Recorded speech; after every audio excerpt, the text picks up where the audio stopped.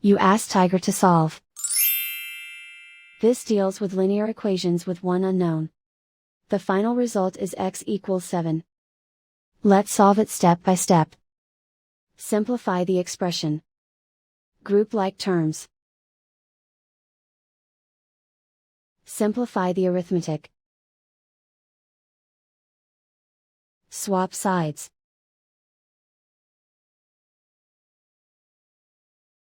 Group all constants on the right side of the equation. Subtract 6 from both sides. Simplify the arithmetic.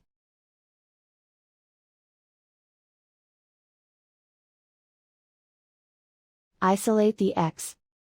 Divide both sides by 10. Simplify the fraction. Find the greatest common factor of the numerator and denominator. Factor out and cancel the greatest common factor. And so the final result is x equals 7.